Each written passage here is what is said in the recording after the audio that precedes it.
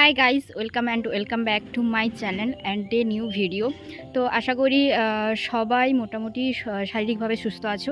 আমি জানি কেউই মানসিকভাবে সুস্থ নেই, কারণ আমাদের রাজ্যে যা অবস্থা সেটা গোটা দেশকে এফেক্ট করেছে, আর আমাদের তো ভীষণভাবে এফেক্ট করেছে। তো ব্লগটা শুরু করার আগেই বলে দিই, আজকে 15ই আগস্ট। তো স্বাধীনতা দিবসের অনেক শুভেচ্ছা সবাইকে। কিন্তু আমরা আদৌ স্বাধীন হয়েছি কি না সেটাই আমরা এখন সুনিশ্চিত করে বলতে পারছি না। কারণ কি, এই কয়েকদিন ধরে যা আমরা সোশ্যাল মিডিয়াতে দেখছি, কিংবা যা ঘটছে, সোশ্যাল মিডিয়াতে দেখছি নয়, যা ঘটে চলেছে, একটা মেয়েকে নিয়ে যেভাবে মানে বলো, তার হত্যাটাকে নিয়ে যেভাবে লুকো চাপা থেকে শুরু করে তার হত্যাকারীদের লুকোনো থেকে শুরু করে যা কিছু চলছে, মানে আমরা রীতিমতো সত্যি এখন ভয়, মানে বিশেষ করে আমি আমার পার্সোনাল এক্সপিরিয়েন্স বলছি, আমি রীতিমতো ভয়ে আছি যে আমাদের আগামী প্রজন্ম, কিংবা আমরা এই যে প্রজন্মটা আদৌ সেফটি কিনা, আমরা ঠিকমতো রাস্তাতে চলাফেরা করতে পারবো কি না। এত বড় একটা সুনামি ইনস্টিটিউটের সঙ্গে যুক্ত, মানে বলতে পারো কর্মরত ডাক্তারের সঙ্গে যদি এরকম একটা দুর্ঘটনা ঘটে, তাহলে আমরা সাধারণ মানুষ, আমরা যারা মানে সাধারণ মেয়ে, যারা কোথাও কোনো কাজকর্ম করি না, কিংবা কোনো চাকরি বাকরি করি না, শুধুমাত্র পড়াশুনো করি, কিংবা ছোটোখাটো কোনো কাজবাজ করি, কিংবা আমাদের নিজেদের প্রয়োজনে আমাদের রাত্রে যাতায়াত করতে হয়, তাদের সেফটিটা কোথায়? এত বড় ডাক্তার, মানে এত বড় ইনস্টিটিউটে যদি এরকম একটা ঘটনা ঘটতে পারে, তাহলে খোলা রাস্তার মধ্যে যে এরকম একটা ঘটনা পরবর্তীকালে ঘটবে না, তার কোনো নিশ্চিত কি আছে? মানে তার কোনো সুরক্ষিত ব্যবস্থা কি আদৌ আছে? তো সবাই মিলে 14ই আগস্ট থেকে আমরা যে প্রতিবাদে নেমেছি, হ্যাঁ, কেউ কেউ প্রেজেন্ট আছে, কেউ কেউ পুরোপুরিভাবে ইনভলভড আছে, কেউ প্রত্যক্ষভাবে কিংবা কেউ পরোক্ষভাবে, আমরা সবাই কিন্তু এই প্রতিবাদটা চালিয়ে যাচ্ছি। আসলে আমরা আমাদের স্বাধীনতাটা ছিনিয়ে নিতে চাই। আর একটা বিষয় আমার প্রচণ্ড পরিমাণে হাসি পাচ্ছে, এটাই যে যেখানে আমরা স্বাধীনতা দিবস পালন করার জন্য বলি যে ভারত মাতা কি জয়, অথচ সেই দেশের, সেই রাজ্যের নারীরাই সুরক্ষিত নয়, সেখানকার মা বোন কিংবা প্রত্যেকটা নারী সুরক্ষিত নয়। শুধুমাত্র আমরা নই, অনেক সময় আমরা খবর শুনি যে কিছু কিছু বাচ্চার সঙ্গে এরকম ঘটনা ঘটে থাকে, এরকম নৃশংসভাবেও তাকে হত্যা করা হয়, নৃশংসভাবে তাকে খুন করা হয়, কিন্তু খুনিরা কোনো রকম কোনো শাস্তি পায় না, তাদের কোনো রকম কিছু হয় না, কারণ তারা বড় বড় অনেক মানে তাদের অনেক ক্ষমতা, অনেক কিছু থাকে। তো এক্ষেত্রেও হয়তো সেটাই হতে চলেছে, যতটুকু আমার জানা আছে। তো আমি এইটুকুই চাই মন থেকে, যে আমাদের যেন স্বাধীনতাটার সঙ্গে সঙ্গে আমরা যেন সম্মানটাও ফিরে পাই।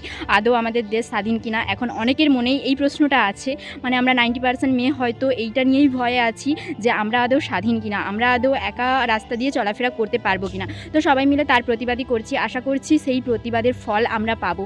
আর যদি ফল না পাই, তাহলে বলতে হবে যে পুরো নারী জাতির প্রতি অবিচার হচ্ছে, মানে একটা দেশ পুরো একটা অন্যায়ের কাছে হেরে যাবে, এইটা বলতে পারি। তো আজকে যেহেতু 15ই আগস্ট, তো বাড়িতে প্রত্যেক বছর আমি একটু উদযাপন করি, মানে যতদিন থেকে স্কুল আমার অফ হয়ে গেছে ততদিন থেকে চেষ্টা করি যে বাড়িতে একটু উদযাপন করার। এই বছরও সেই রকম একটা ব্যবস্থা করছি, যদিও এই বছর মানে মনে প্রচণ্ড পরিমাণে ভয়, আর কি বলবো, নিজেকে মানে অসুরক্ষিত এই রকম একটা ভাবনা নিয়ে আয়োজনটা করছি। তাও বলবো, প্রত্যেকে সুস্থ থাকো, প্রত্যেকে নিজের সেফটি বজায় রাখো। আর হ্যাঁ, সবথেকে বড় কথা হলো, নিজের সঙ্গে অন্যায় হলে আগে নিজেকেই ঝাঁপিয়ে পড়তে হয়।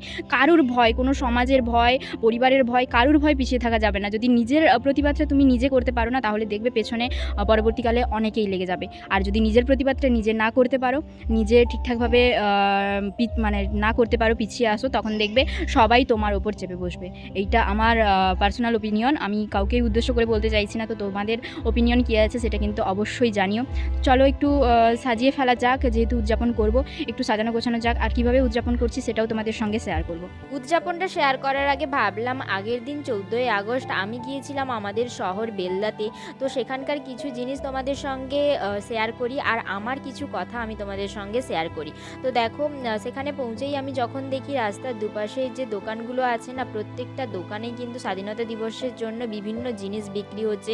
ঘর সাজানোর জিনিস, গাড়ি সাজানোর জিনিস থেকে শুরু করে নিজেদেরও সাজানোর জিনিস, অনেক রকম জিনিস বিক্রি হচ্ছে এখানে। পতাকা থেকে শুরু করে, তারপরে ব্যাজ, বেল্ট, তারপরে টুপি, বিভিন্ন রকম জিনিস, এখানে হাতের ব্যান্ডও বিক্রি হচ্ছে। আচ্ছা, সেইগুলো দেখে না আমার মনে একটাই প্রশ্ন উঠে আসছে, যে এত যে সুন্দর করে স্বাধীনতা দিবসটা মোড়ে মোড়ে, কিংবা প্রত্যেকটা স্কুলে, কিংবা যে কোনো ক্লাবেই না পালন যে হচ্ছে, এর কি কোনো আদৌ মানে আছে? যে দেশের নারীরাই স্বাধীন না, যে দেশের নারীদেরই সম্মান করা হয় না, সে দেশে এত সুন্দর করে স্বাধীনতা দিবস কী করে পালন হতে পারে? তো যাই হোক, পুরোটাই আমি আমার ওপিনিয়নের ওপর বললাম। আর সত্যি বলতে আমি কাউকেই কিছু উদ্দেশ্য করে বা কোনো কিছু মেন করে বলতে চাইনি। তার পরের দিন সকালে, মানে 15ই আগস্ট সকালে দেখো, এই দুজন পুচকে আমাকে টেনে টেনে ঘুম থেকে তুলেছে। আমার মুখটা দেখে হয়তো বুঝতেই পারছো আমার চোখ থেকে একদমই ঘুম কাটেনি। আর ওদের নাকি সাজিয়ে দিতে হবে। আর আগের দিন আমি গিয়েছিলাম, এই সমস্ত জিনিস ওদের এনে দিয়েছি, কারণ ছোট বাচ্চা তো, তাদের এখন এগুলোতেই ভীষণ খুশি। আর আমি সাজাতে সাজাতে একটাই কথা ভাবছি যে আমরাও যখন স্কুল যেতাম এইভাবে সেজে গুজে যেতাম, মনে কত একটা আনন্দ নিয়ে যেতাম যে পতাকা নিয়ে সারা রাস্তা ঘুরবো, অনেক জায়গা ঘুরবো। কিন্তু এখন সেই ফিলিংসটা আর আসে না। এখন মানে একটা মনে ভয় থাকে যে হ্যাঁ, স্বাধীনতা দিবস পালন তো হচ্ছে, কিন্তু স্বাধীনতা দিবসের পরের দিন আমাদের যে কী অবস্থা হবে আমরা সেটা নিজেরাও জানি না। তো ছাড়ো, বাদ দাও। সব কিছু বাদ দিয়ে আমি এখানে, মানে সব কিছু কাজবাজ শেষ করে নিয়ে আমি এখানে বসেছিলাম একটু ডেকোরেশন করতে। মানে প্রত্যেকবারই ছোটো মতো একটা মঞ্চ করে সেটাকে আমি 3টে কালার দিয়ে সাজিয়ে নিই, মানে পতাকার যে 3টে রঙ আছে সেইটা দিয়ে আমি সাজিয়ে নিই, তারপরে তার মধ্যেই পতাকাটা দিই। এবারে ভাবলাম কিছু ফুল আর পাতা দিয়েও সেই সামনেটা ডেকোরেশন করব। দেখো, প্রথমে কিন্তু আমি এখানে 3টে আবির ইউজ করেছিলাম। এই যে গেরুয়া, সাদা আর সবুজ কালারের 3টে আবির দিয়ে ভালো করে সাজিয়ে নিয়েছি। তারপরে এবার মাঝে অশোক স্তম্ভ করার জন্য কিন্তু আমি প্রপার কালার পাচ্ছিলাম না, তাই ভাবলাম একটা বেগুনি কালারের আবির ছিল সেটা দিয়ে একটু ম্যানেজ করে দিই আর কি। তারপরে এই যে সাদা ফুলগুলো দিয়ে আমি সাজাচ্ছিলাম, কিন্তু ওপরে কী কালারের ফুল দেবো একদমই খুঁজে পাচ্ছিলাম না। তারপরে একটু লালচে লালচে টাইপের, মানে গেরুয়া আর লালচে টাইপের ফুল ছিল, তো সেটা দিয়েই ভাবলাম যে সেটা দিয়েই সাজানো যাক। আর পুচকেরা এলেই তারপরে, মানে 2 পুচকে এলে তারপরেই কিন্তু এটা পালন হবে, কারণ তারা গেছে স্কুলে। তারা আমাকে পই পই করে বলে দিয়ে গেছে যে আমরা স্কুল থেকে এলে তবেই পালন হবে। তো তারপরে আমি সেগুলো সাজিয়ে টাজিয়ে দিয়ে তারপরে স্নান টান করে আমি সুন্দর করে একটা সাদা ড্রেস পরে নিয়েছি। তারপরে তারা স্কুল থেকে আসতে এখন আমরা পতাকাটা সেখানে পুঁতে দিয়ে একটু সবাই মিলে ফুল টুল দিয়ে প্রণাম টনাম করে নিলাম। আর আমার ছোটোবেলার কথা ভীষণ মনে পড়ছে। ছোটোবেলাতে যখন স্কুল যেতাম, সকাল থেকে উঠে স্কুল গিয়ে সেইখানে পতাকা উত্তোলন দেখা, তারপরে সবাই মিলে পতাকা নিয়ে রাস্তায় রাস্তায় ঘোরা, এগুলো আমার ভীষণ এখন মনে পড়ছে।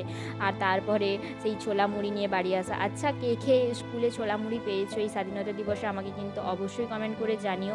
আর একটাই কথা বলবো, এই যে স্বাধীনতা দিবস পালন করে কী লাভ, কী লাভ, এটা আমিও বলছি, প্রত্যেকেরই এটা হয়তো মনের কথা।